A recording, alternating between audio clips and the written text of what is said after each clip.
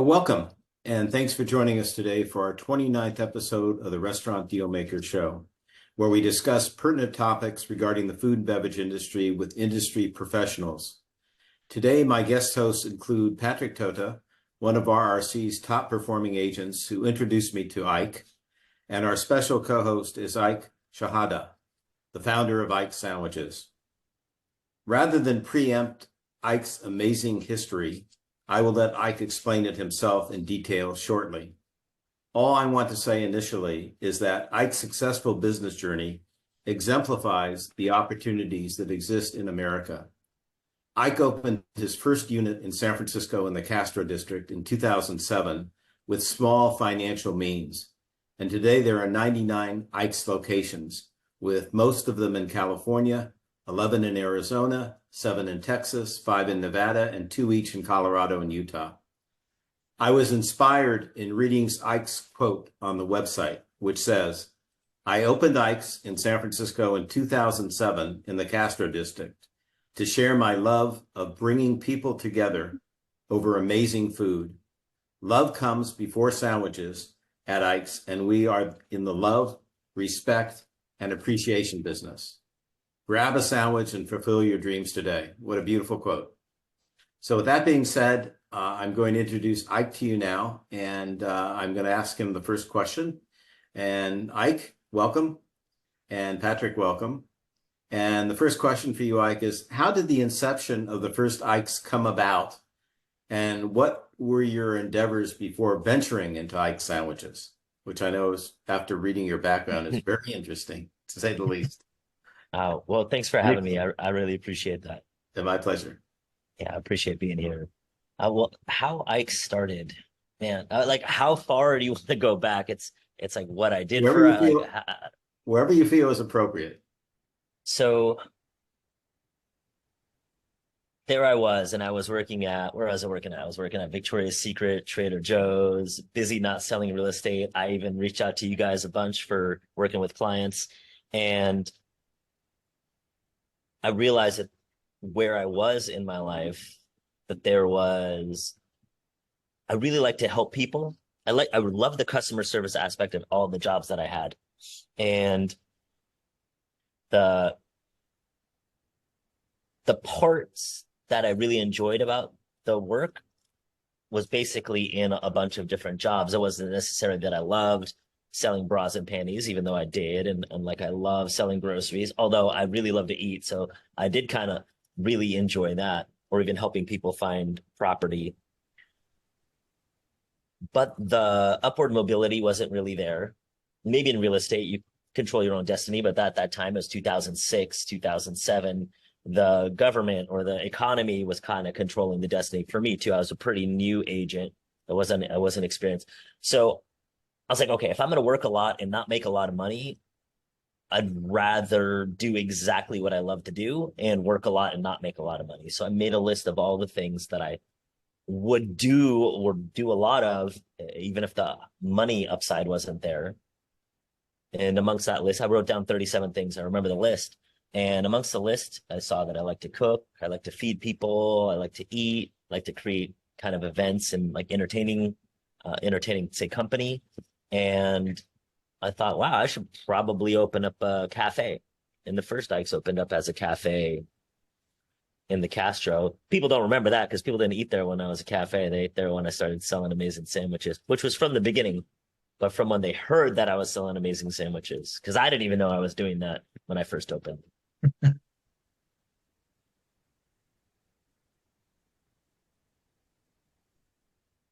Cool. So I guess let me lead into the next question here. When you could you share your approach to crafting the diverse array of sandwiches, and what is your favorite menu item? Oh, let's see. So one of the things on my list of how I should open up a cafe, it's like, oh, well, I need a menu and I need all these things.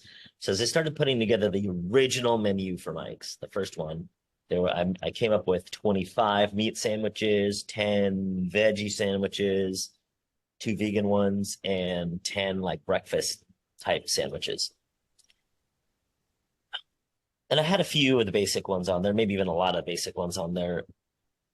But I don't eat turkey and avocado, or turkey, or a club sandwich, or even an Italian style sandwich.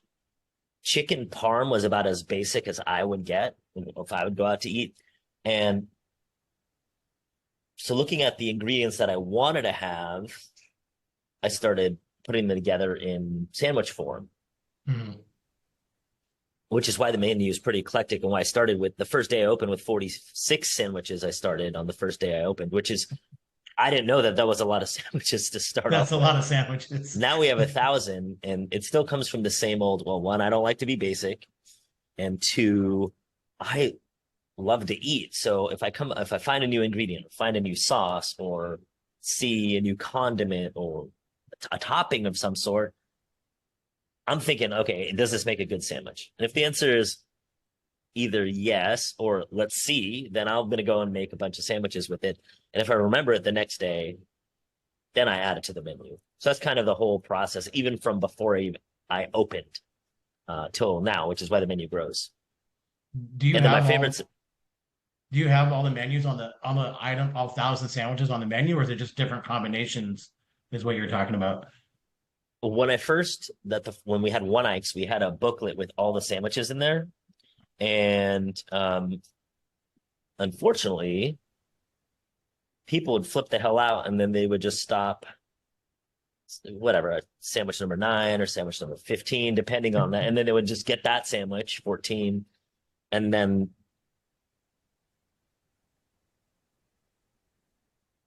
basically, there's very few people that wanted to look at 300 sandwiches. I'm the person that would want to look at all 300 sandwiches before I made the order, especially since the wait time was 3 hours. Like, you have 3 hours, you could read this whole book of sandwiches and then decide what you want by the time you get to the end. But people weren't doing that. And in fact, most people don't do that. We know that that's why a lot of really iconic food places don't have 1,000 items. I'm going to be anti that probably till the end of my days, or at least at Ike's, maybe if I do something different. But with Ike's, I'm going to be like that. So I started going, well, if somebody's going to come in and then judge me based on this one opportunity, if they went in 3 hours in line and they're going to judge me, I didn't want them to pick like the 120th best sandwich. I wanted them to pick. So then I went to, okay, these are the 20 or these are the 30 that I want them, that if they just threw a dartboard and hit one of these 30, I'd be confident that they're going to love it, tell their friends about it. Not that the other ones aren't good. It's just, I don't want you to judge me based on my 208th best sandwich versus my top 20. And so to that is why there isn't 300 sandwiches or 1,000 sandwiches anywhere. I wanted to get a wall like mural and have like all 1,000 sandwiches on there for the people that might want to partake in that. Maybe do it at one store, and people can take pictures and put it on the internet or whatever. But now it's, get one of these, and if you keep coming, then we're instructed to be like, oh, well, you like that sandwich? Well, if you add honey mustard to it, it's called this, and you should get that if that tastes better for you. Yeah. Got it. Okay. Yeah. I'm sorry, what was your favorite sandwich? My favorite one is the Paul Rubens. It's pastrami sandwich. Wow. Nice. Yeah. What are the other ingredients in it? It's pastrami. We make our own purple cabbage slaw. We do make it vegan, so the vegans can get it too.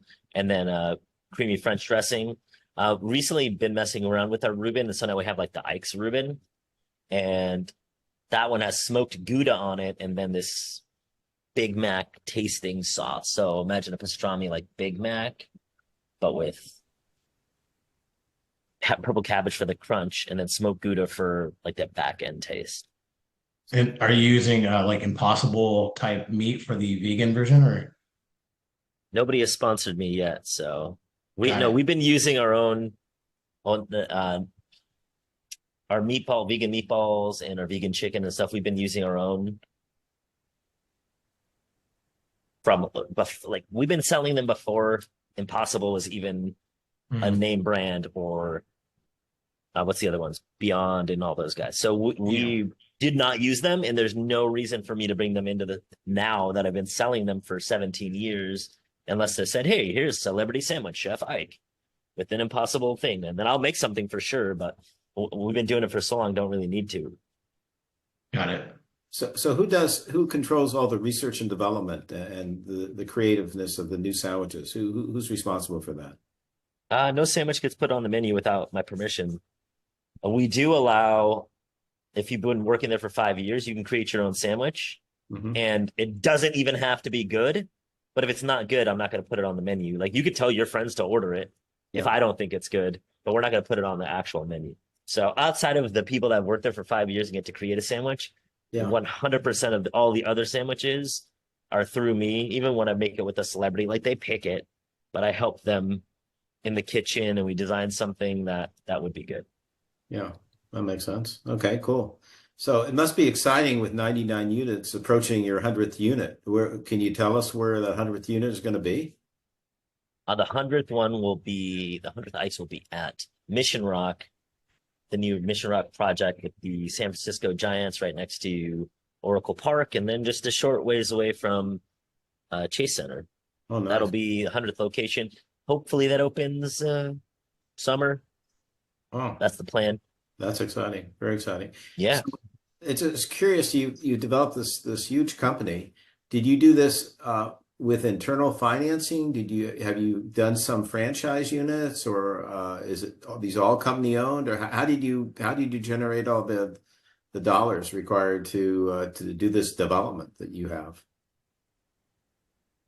So the funding for Ike's, I don't know, luckily, blessedly, whatever you want to call it, the first Ike's was probably all in 70K, and then a few. I didn't pay myself, obviously. So in the beginning, I was the only person that worked there. And so it was about 70K. And then finally we caught up to bills. And then I would say it probably wasn't more than 70K. But within a year and a half, the store was pumping in $3 million in sandwich sales, over 1,000 people a day. So essentially, if we're generating $3 million off of $70,000, we kind of self-funded, I guess, all the way from after the first location. You just kept on parlaying it up, basically. Yeah, I instead of paying myself, I go, oh, let me open up a second location and then a third location, and then I brought in some partners on the location side, not on the brands, like the intellectual property side, and opened a few. They would be called license deals, but I'm a partner in all those locations, so it's not necessarily a license deal. And then we started franchising in 2019, but then because COVID happened, like basically right after we started franchising, there's only 9 franchise units opened out of the 99 stores. I see. And so 90 corporate or whatever you want to call them, and then 9 franchise stores. Got it. Okay, cool. Patrick. So, reflecting on the Man versus Food episode featuring your first location. Man versus Food, yeah. Yeah, could you tell us a little bit about that experience and how it impacted your business then, and does it still kind of help you out now? Curiously about that, Oh, Man versus Food. So a lot of people come up to me like, "Oh, I saw you at Man versus Food." Ever since I think we were and it got filmed in 2009, maybe it released in 2009, maybe both, and we were already busy. We were already selling 1,000 sandwiches a day, even on a random day. Didn't matter what day you picked. And that was average, not like every day we'd sell 1,000 sandwiches. Once we were at Man versus Food, though, probably went up by like 30%. So 1,000 to 1,300 is still a big jump. But what I saw that was kind of different was instead of just California tourists or American tourists, it'd be like people from Australia would be showing up, Italy, like freaking Italian. I'm famous in Italy and I'm famous in Australia. People from basically all over the world started coming. San Francisco is already a city that receives a lot of international tourists, but this put Ike specifically on the map with the international tourists, not just the United States travelers. Got it. So that was a part whereas I was actually more famous in London at one point than I was in San Francisco, the own city that I was in. I'd be walking around London and people like, "Oh my God, are you Ike? Can I take a picture with you?" I'm like, "Whoa, that's kind of weird." And yes, absolutely, you can. You're iconic, man. Yeah. That's cool. That's great. Very good. So, Ike, within the realm of hospitality, what aspect brings you the most joy and satisfaction? Ooh. I love it when somebody's hangry and then I feed them. I would say my favorite part of, say, the serving is watching people take their first bite, especially if it's their first bite, like they haven't had Ike's before, especially that bite. I used to have in the beginning where once I realized, oh, wow, our food's good, because I didn't know it was good because it's all I ate for my life. So I just didn't have anything to compare it to. I didn't eat at the other sandwich places because I could just make a good sandwich. And so there's a game I would play. It's like, oh, he said it was his first time here. So I'm just going to just kind of, hopefully not creepily, but I'd be like looking at them and they take a bite and then just see their first reaction. So I really love that. Now that I'm less around when somebody's taking their first bite, and a lot of people have also had their first bite.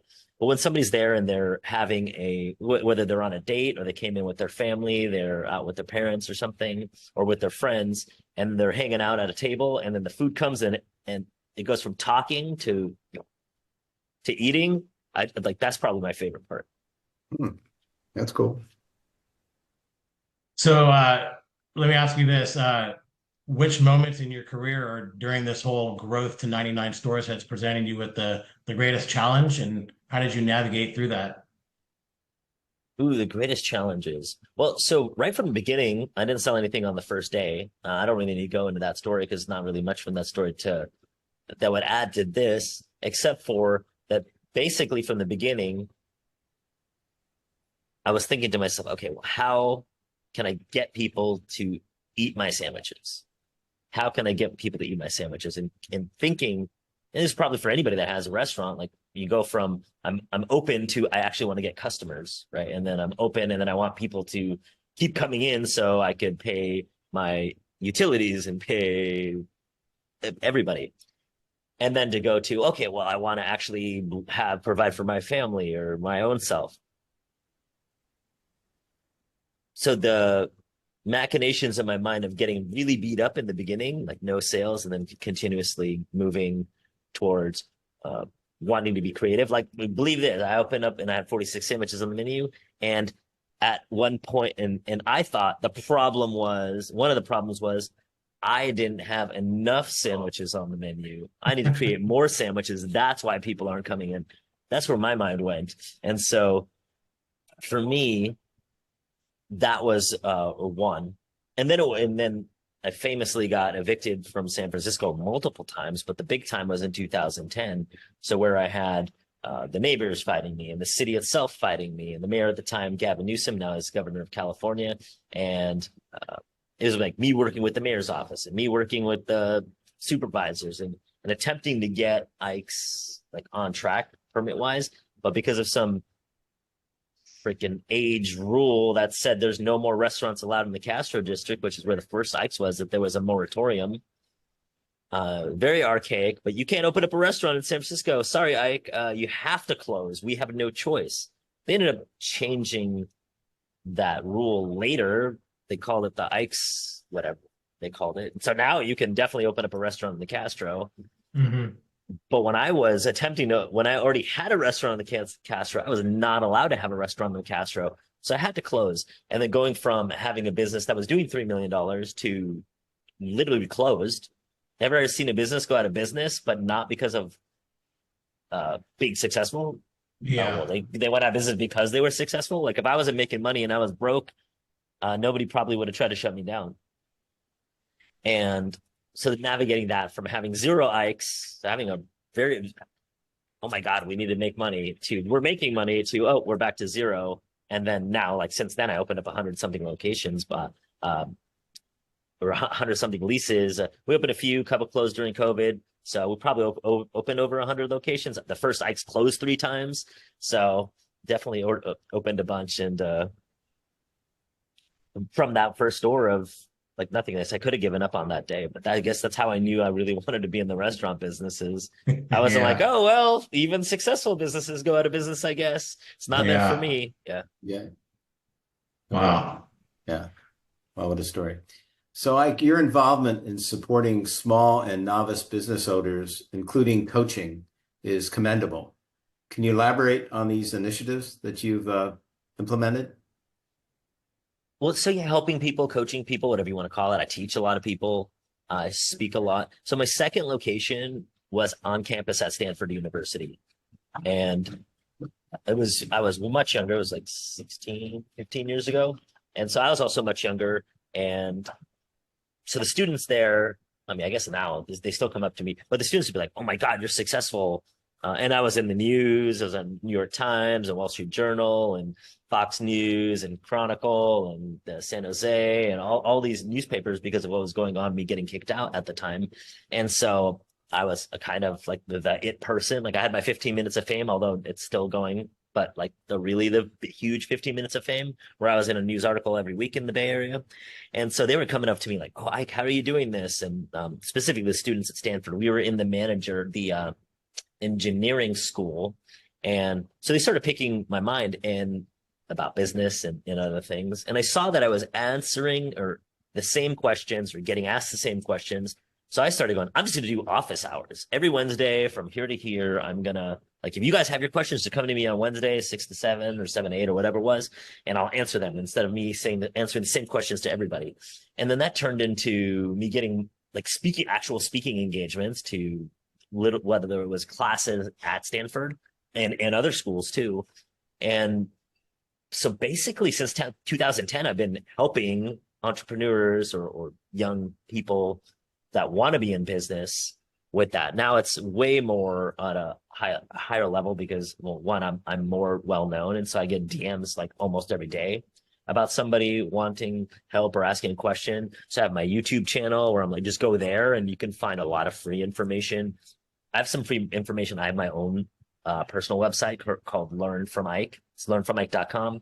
My YouTube it's at vote and then the number 4, Ike Shehadeh. So, foreshadowing, add vote. It's at vote 4, the number 4, Ike Shehadeh. There's a lot of free stuff out there. I mean, the number one thing I tell to people is there's nothing that I know that they need. Anything that they're going to need to do for their business or even their life, you're only going to be able to figure out by going out there and then doing it, creating it, and then seeing what the results are from there.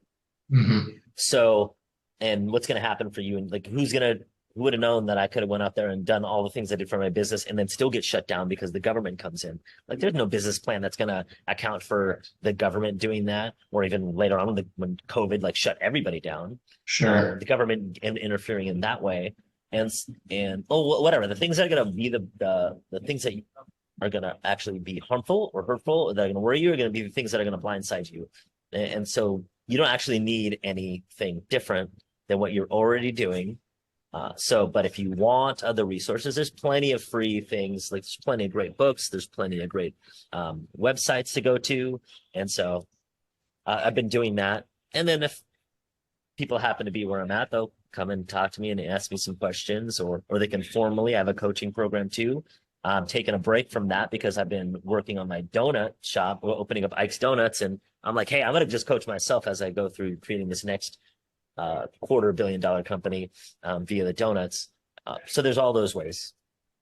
Or you could just follow me on Instagram. I say some pretty cool stuff on there too. So before you get off that subject, you touched on Ike's Donuts. Tell us briefly what that concept's about, other than it's donut oriented, obviously. Yeah. So a sweet tooth is like probably one of my downfalls of eating and being in the restaurant business. Me too. And that was just why we have the caramel apple pop at Ike's, is because at the end of eating a sandwich, can't really have room for dessert. The first Ike's was an ice cream shop. We sold sundaes and milkshakes. So I'd eat a sandwich and then I would drink a milkshake or eat a sundae, and then I'd be like passed out. Like imagine having like a 3,000 calorie meal, but like 4 of them a day or 3 of them sometimes 5. And so I was like, I gotta do something different. The first Ike's opened on Halloween, so I had the lollipops, and I've been giving out the lollipops from the beginning. And so I could just lick the lollipop, and that'd satisfy my sweet tooth for a little bit, whether it's 1, 5 licks or 100 licks. Eventually, I get satisfied without getting full.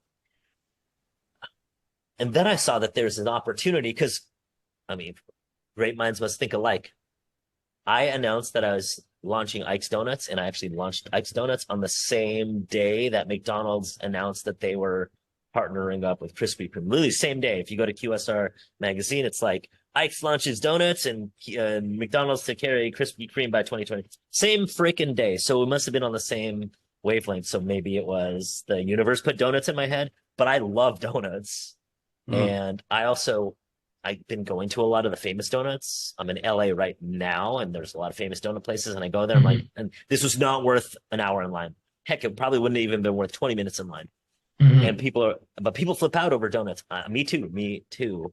And so I thought, hey, I already kicked everybody's ass in sandwiches as far as creativity goes. Not saying nobody makes a better sandwich than me, although they don't, but I'm not going to say that. And so I figured I'd do the same, but with donuts. Oh, cool. Very cool.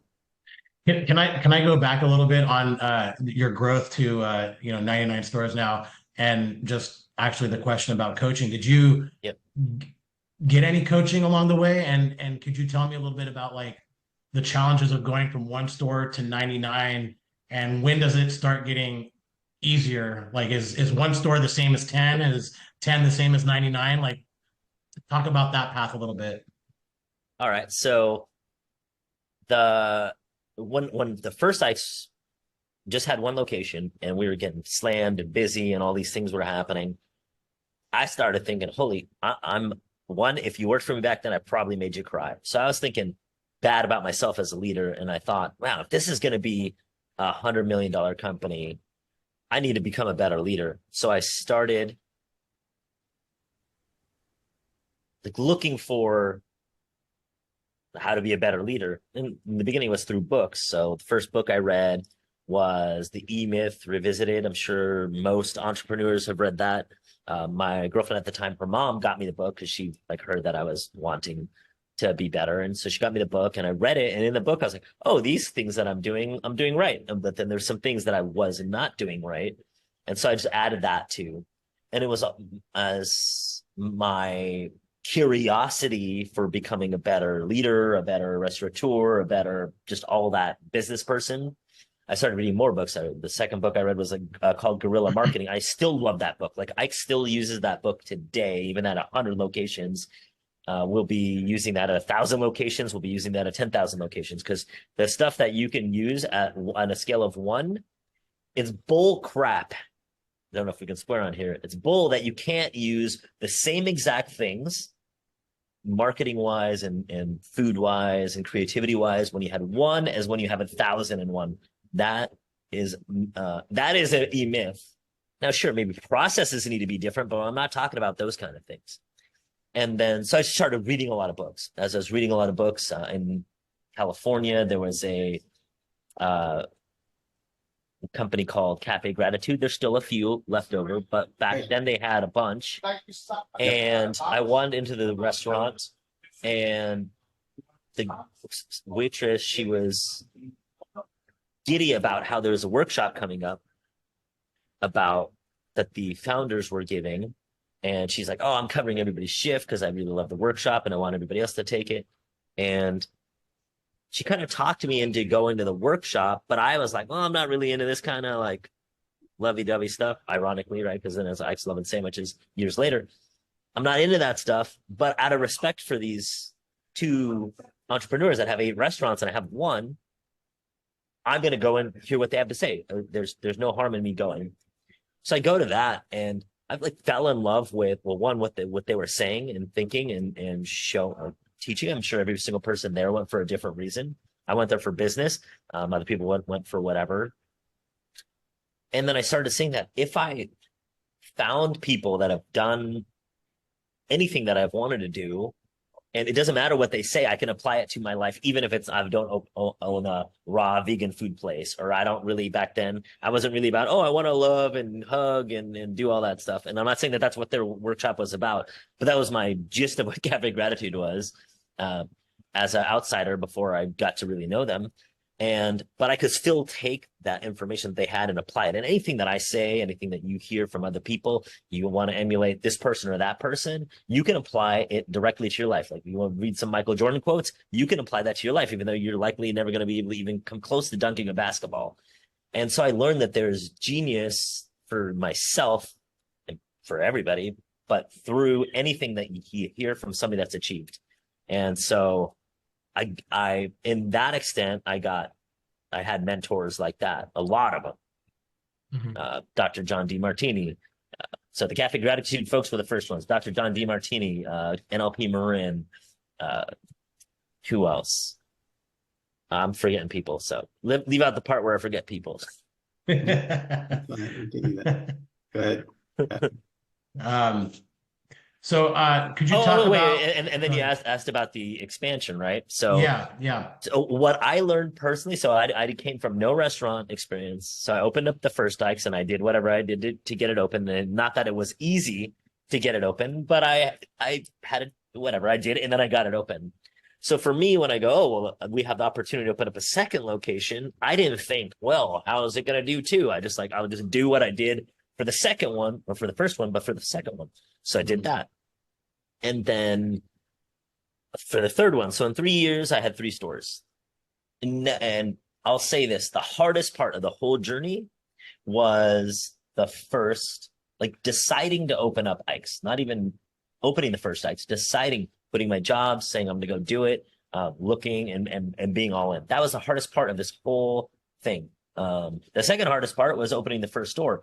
Everything else since has been easier than quitting my jobs and opening the store. And everything after that has been easier than opening the first store. So if you got one, you already did the hardest part, which was decide to open the first one. So if you have one of the classes I have is if you have one, well, actually I say if you have 2, because there's a lot of blocks between going from 1 to 2 that are not processes. It's all in here and in here. Like if you think you could do it, or if you feel like you can do it, or you can deserve to do it. But so if you have 2, I can get you to 25 easier than you got to 2, because it is actually easier to do that. That's great. Wow. It's easier for me to have 99 stores than it is for me to have 1. And then the pay is like roughly 90 times as much. So why wouldn't you want to have an easier job that pays you 100x, right? Like, I think only people that are afraid won't open up more. Afraid what other people think about them won't open more, including themselves. And then, or will think about them, what other people will think about them, including themselves. But also they're playing either they really don't like to do what they're doing, because if they love to feed people or love to clothe people, whatever the business is, love to help people, then you would want to help 10 million people a year versus the small niche that you're doing right now with your 1 location, even if you have 2 locations. So you either don't care truly about your passion, like you're not actually passionate about it, it's something else. And I'm not saying that's as bad. I'm just saying you don't care enough, or it's just a job for you. That's actually what I tell people all the time. Are you looking for a job, or are you looking for a lifestyle, right? So, I mean, when you own one store, it's really just you bought yourself a job, and you can turn it into a lifestyle or an investment, depending on which direction you want to go into. Yeah. And one of the things is I work with a lot of people that just have on location. And there's this guy, great restaurant. I don't want to say any more details because he'd probably be able to tell what it was. I love his place. He's been open 2 years less than me, maybe 3. And one of the best places that I've been to.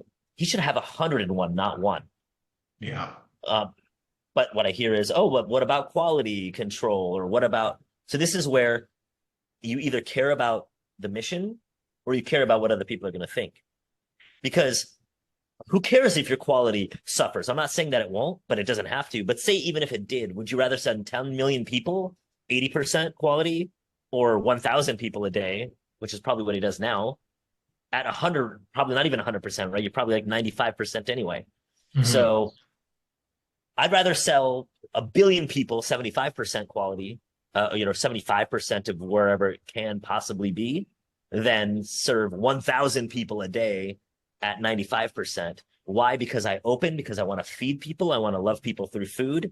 And I care more about that than I care about people thinking, oh, Ike, you fell off, or Ike, your quality's down. I don't care what you think about the quality. I think my sandwiches are delicious, and 1, that's the only person that matters to me.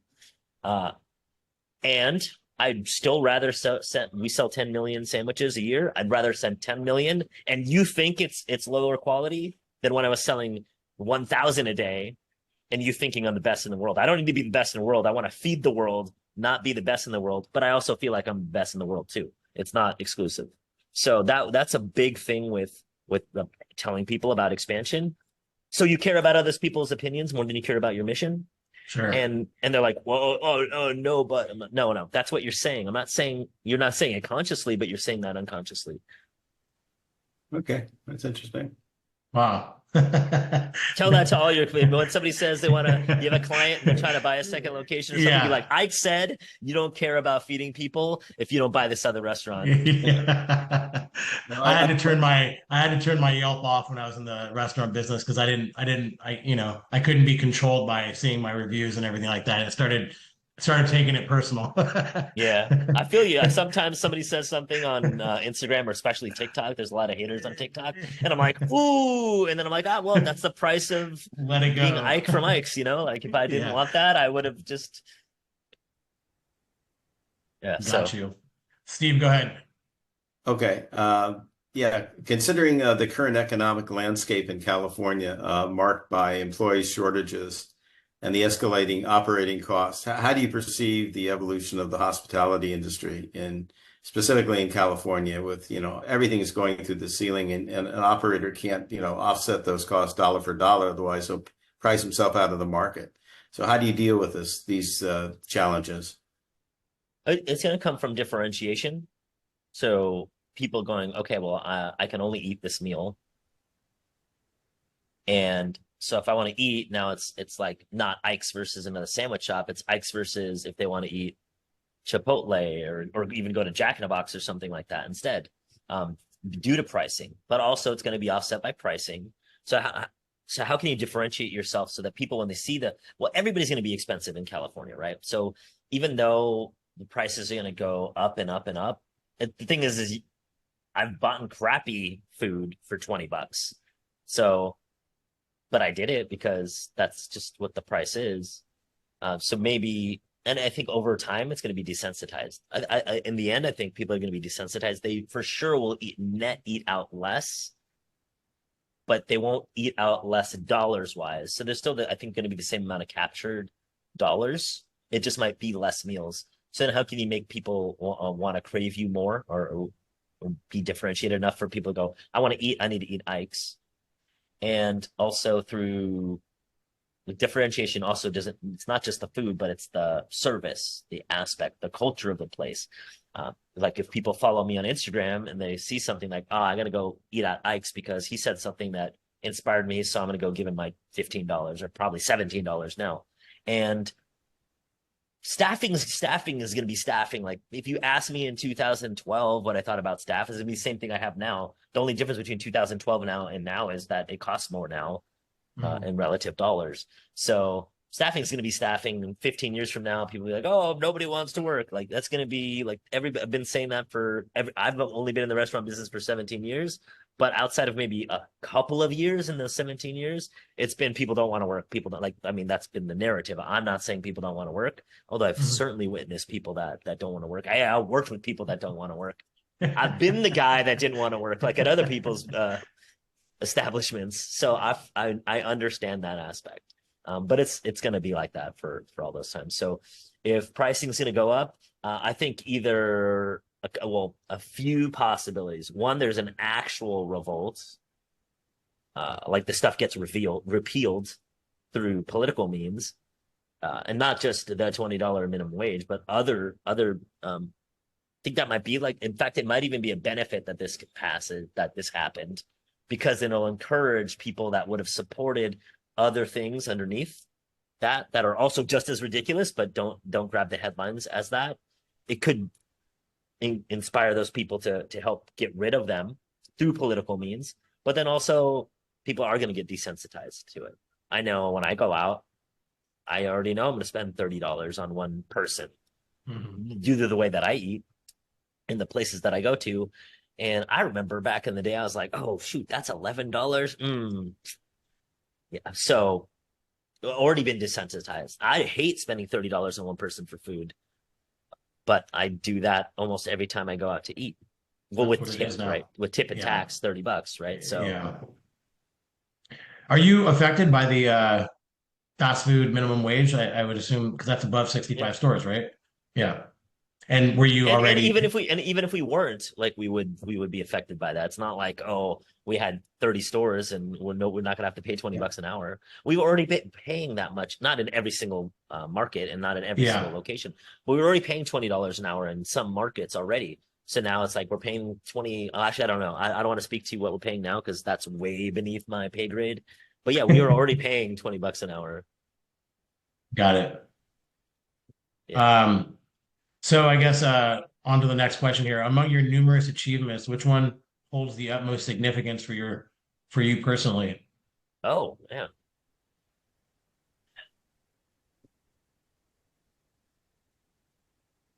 I love, and we get a lot of these messages where people have asked us to wrap an engagement ring in the sandwich because their first date was at Ike's, and then they're gonna go on a picnic and they're gonna open up the sandwich and just be like, "Hey, will you marry me?"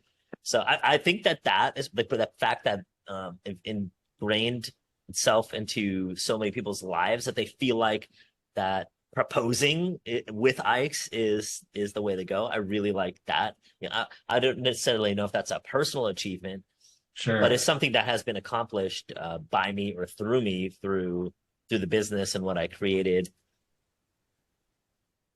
You should become an ordained minister so you can also marry them. Yeah, I mean, well, first of all, I like to say I'm against all marriage, so I don't know if I would approve of that, but Yeah. That's just kidding. awesome. But Seriously, you're against all marriage? no, I know, but Uh, I don't want to contribute to anybody. Like I don't want to be at the end like I want them to not think of Ike's as like, what if they don't work out, right? It's 50-50. I don't want to go and be and then be like, we're never eating at Ike's again because Yeah.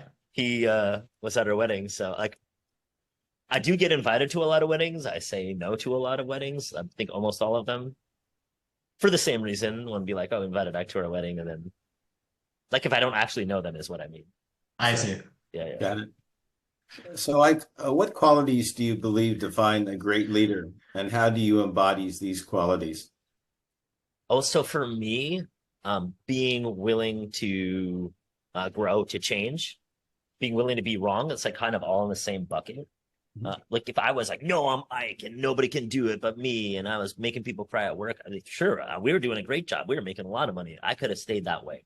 And likely, I wouldn't be able to get to 1,000 locations, 100 locations, 2,000 locations, if I stayed that way. So being willing to change and being willing to be wrong, and that doesn't mean you have to admit that you're wrong. You could just be like, oh shit, I'm wrong, and then just go and then read or do something different or grow.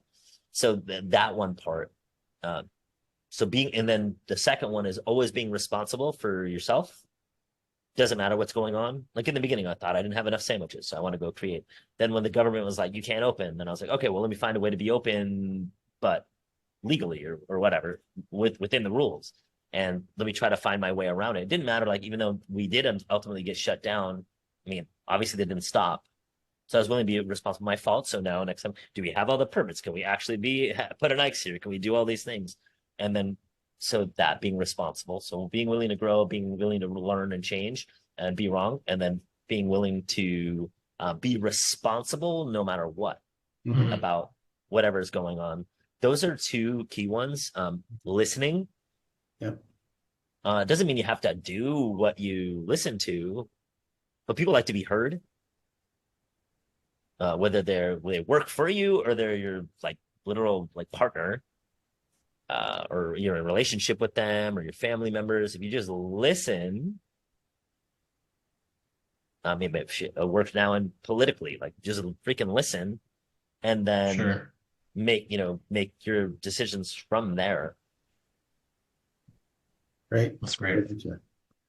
So yeah, let me get into technology. I know it's kind of taken over the restaurant industry. So um how do you foresee technology shaping the future of hospitality sector? And have you implemented any technology within Ike's?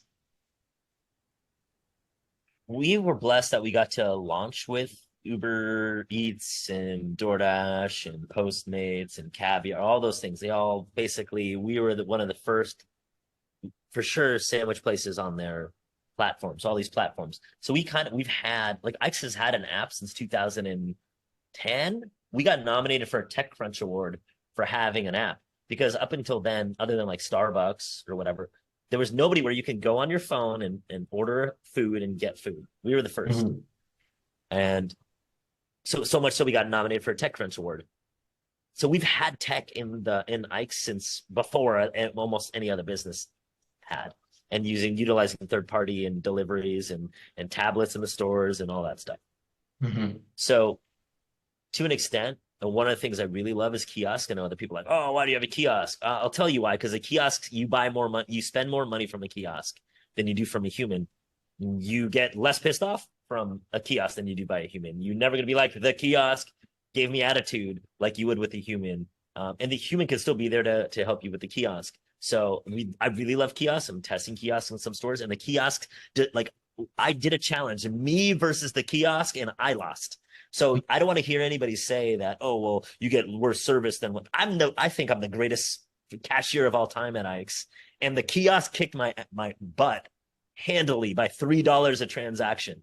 Wow. So if I'm going to lose to a kiosk, then I feel like nobody, even the customer, can say, oh, I'd rather actually have Ike at the register. No, you didn't. You did not want me at the register. How do you know? You didn't. You tip more the kiosk. I got less tips than the kiosk too. That's crazy. They tip the kiosk more than they tip me. So no. And you can tell everybody, that's it. The research has been done. Ike Shehadeh got his butt whooped by a kiosk, outperformed sales-wise and out-tipped. So everybody, research is over. Everybody should be going to kiosks. Just put a nice, charming person by the kiosks. It's good enough. So You have kiosks in, go ahead, Steve. yeah, just for clarification, I still don't know what a kiosk is, but can you explain to me how where you go and you walk in, and kiosk is, that's like a huge tablet, and you go in there and you just order from there. It prompts you to, what sandwich would you like, and things like that. McDonald's, when I was in Paris, McDonald's had like a store that was all kiosks, and one person running the key, like he would go and be like, oh, do you know how to use this? And some people like, no, I've never seen this before. Maybe like you. And then they'd help you, and they'd even like push the buttons for you. What would you like? You want a Big Mac? And they'd go click Big Mac for you. Did you want it exactly how it is? Do you want more meat? Do you want, and then you'd be like, no, I want exactly how it is. Great. What else do you want? Oh, I want a Coke. And then they go and they do all that. Like literally, and that's what I do now too. If I'm helping somebody at the kiosk, if they're not already doing it, I'm like, okay, Steve, what do you want? You want a meatless Mike? Got you. And I'll go order it. Do you want Dutch Crunch bread? And I'm basically, I'm your cashier, but literally right in front of you pushing the buttons, and you see what I'm doing. Yeah. So it's the same exact thing as being on the other side where you're not looking at what I'm doing, but now you're looking at what I'm doing. And then because I'm doing it with you, the next time you walk in, you're just going to walk in and just do it yourself. Got it. Yeah. No, and now I can help 3 people at once, or however many kiosks you have, versus say if you had 100 questions, Steve, and then you wanted to already order, you got to wait for Steve. But now you could just go and order by yourself. So, and you have those in all your stores? No. We're just testing them in a couple stores. Got it. Where I'm I'm the test mark. I'm the one that is proving it works or doesn't work based on. We're not going to go by a default cashier. We're going to go by if Ike is the one running the register or is the kiosk, who wins. And the kiosk destroys me every single day. Like it baffled my mind that a kiosk would get bigger tips than me. Yeah, that's pretty amazing. Oh, and outsells me. Like when I ask you if you want avocado, you say no, but at the kiosk, you're adding avocado to a sandwich that already has avocado on it. Well, so our last question for you, Ike, what are your immediate expansion plans for Ike's? And we know about the 100th unit, but what are your plans beyond that? Well, my dreams are Disneyland, New Orleans, preferably Bourbon Street, but I'll start wherever and then move to Bourbon Street. And where else? I'd love to be in Australia. I'd like to be in. So right now we're working on outside of San Francisco, outside of the Bay Area, the stores we're working on, New Orleans for sure. That hopefully opens January 2025. Hopefully. In a perfect world of a magic wand, it'll open January 2025. And the other locations we're working on, we're expanding more in Texas, Phoenix. I really like the Phoenix, Scottsdale area. That's been good to us. The San Diego area. I love Coronado Island, like San Diego down there. I would love to have one there. Utah, we're Internationally? opening. Internet. So there was a few. We were working on a few international locations pre-COVID. Then COVID happened, kind of stopped everything. We were working on Saudi Arabia, some in Mexico, like Playa or Cancun area, Playa del Carmen area, and right now, traction for international hasn't really been like that large, and I'm also fine with taking it slower. Sure. Love to be in Tokyo. I mean, I'd probably love to be in so many countries. I did a pop-up in Stockholm, I did a pop-up in Kiev, and I did a pop-up in London, and I loved all three of those places. Stockholm was way more expensive than San Francisco, though. So if you think the prices here are crazy. Really? Yeah. Stockholm. Oh, wow. Yeah, it was $30 for a meal for one person like 6 years ago. Wow. Well, those are... And you don't even tip. That's the funny part. You don't even tip there. So it's like still $30. It's euro there, yeah? Yeah. It wasn't 30 euros, it was $30. Dollars, but yeah. Yeah. Wow. Well, those are some ambitious plans. I hope you're successful in achieving them. I want to acknowledge you for the excitement, fun, and adventure that your company has brought the consumer through your quality food, your creativeness, and diversification you have brought to the sandwich world. We wish you many more years of continued success, and thanks for your informative presentation today. If anyone wants to get in touch with you, what's the best way to reach you? I'd say find me on any social media. Every single social media, I'm the same. It's at Ike Shehadeh. I'm sure you're going to have my name up somewhere. So just at Ike Shehadeh on every single thing. And if you want some great YouTube videos, go to Vote for Ike Shehadeh on YouTube. Those are the best ways to get to me, and I answer my DMs. If I miss a DM, I have a team, so they'll be like, hey, Ike, you should probably look at this DM. Great. Okay. I want to thank you very much for joining us today.